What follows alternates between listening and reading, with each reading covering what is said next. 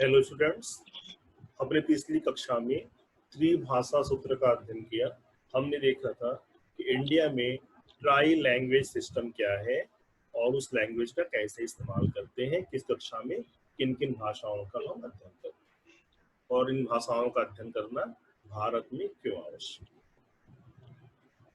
आज की इस क्लास में हम लोग बहुभाषावाद या मल्टी लिंग्वलिज्म को पढ़ेंगे। हम देखेंगे कि एक से अधिक भाषा का ज्ञान होना क्यों आवश्यक है और उसका स्तर क्या होना चाहिए और उससे क्या क्या फायदे होने वाले हैं। इन सारी चीजों को हम देखने का प्रयास करें। ठीक है, तो सबसे पहले हम बात करते हैं कि बहुभाषावाद का मतलब क्या होता है। बहुभाषावाद का मतलब होता है एक से अधिक भाषा का उपयोग करने का कार्य।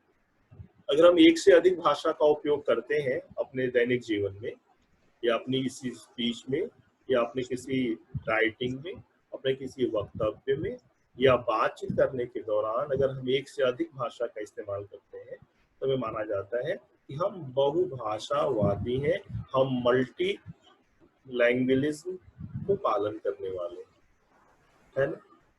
तो ये बात हुई मल्टी लैंग्वेजिज्म क्या है, यानी एक से अधिक भाषा का प्रयोग करना ही बहुभाषावाद। ठीक है, और बहुभाषावाद के दो प्रकार होते हैं बेटा। एक होता है एडिटिव, दूसरा होता है सब्सट्रैक्टिव।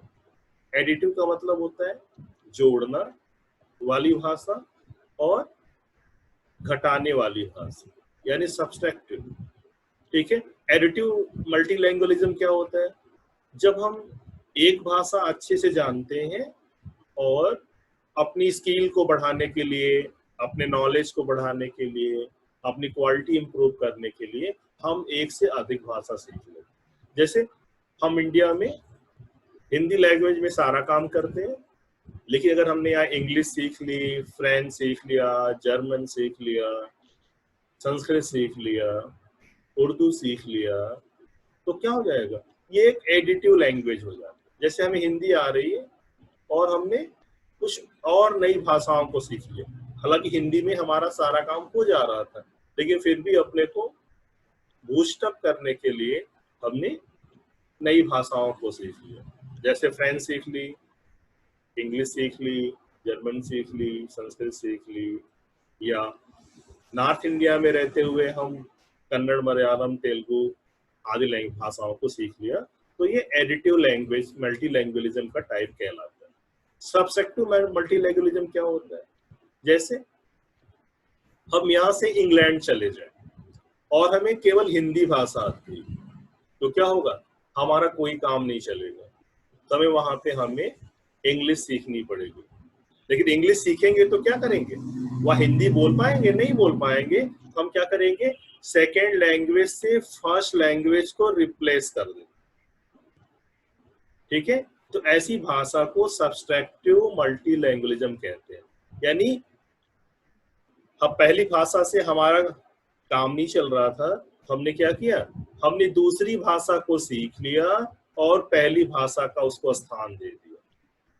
ठीक है, तो एडिटिव का मतलब क्या हुआ, हम एक भाषा का ज्ञान हमारे पास है जिससे हम अपना सारा वर्क आसानी से कर लेते हैं, लेकिन फिर भी हम दूसरी भाषाओं को सीखते हैं, तो ये एडिटिव मल्टीलैंग्वेजिज्म होता है।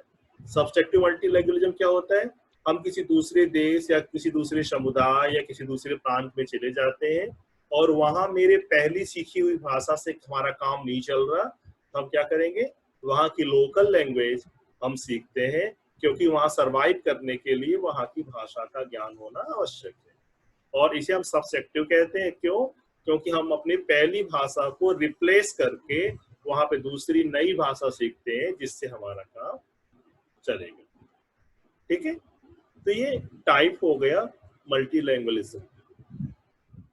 अब वे ऑफ एक्विजिशन, यानी ये भाषा जो हम सीखते हैं उसके कितने चरण होते हैं, किस किस वे में हम सीखते हैं। तो जो पहला इसका पार्ट है उसे हम सक्सेसिव कहते हैं या क्रमिक इक्वेशन कहते हैं।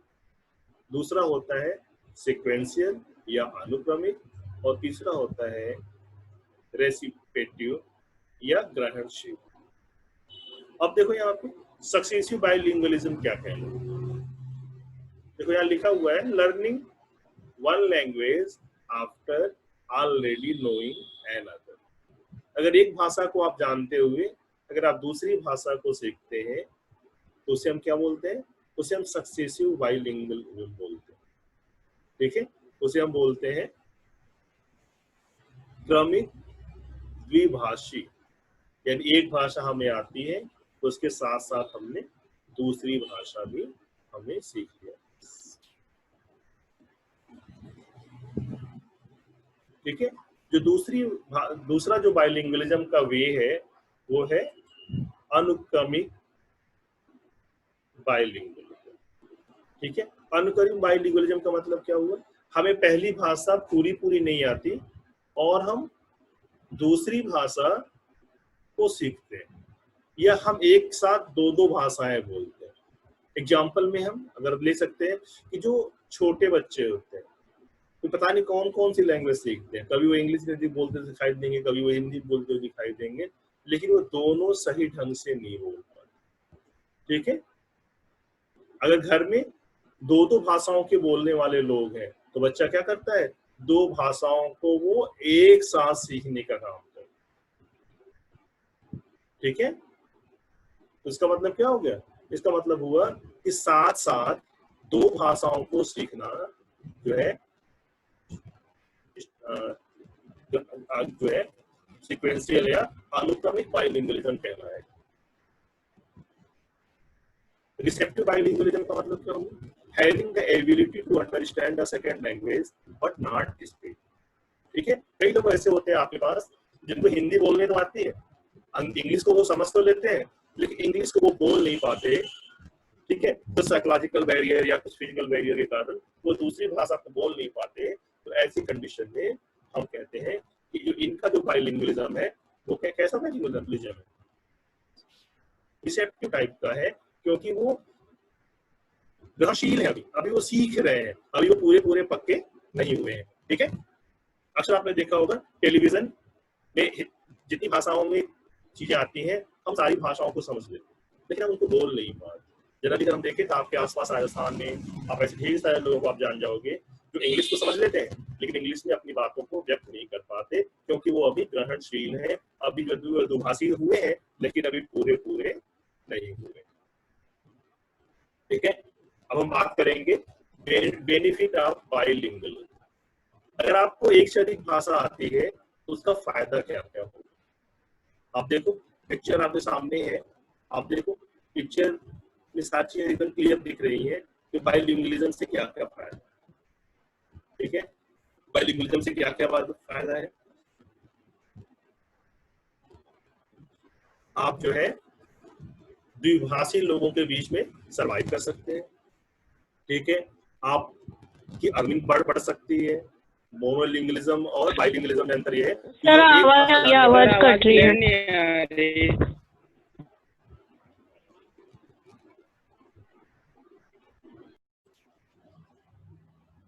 हम देख रहे थे कि द्विभाषी होने से क्या क्या फायदा है। हम लोगों ने क्या क्या देखा, द्विभाषी होने से क्या फायदा है, द्विभाषी होने से हमारा सामर्थ्य बढ़ जाता है, हमारी कम्युनिकेशन स्किल बढ़ जाती है, हमारी इनकम बढ़ जाती है।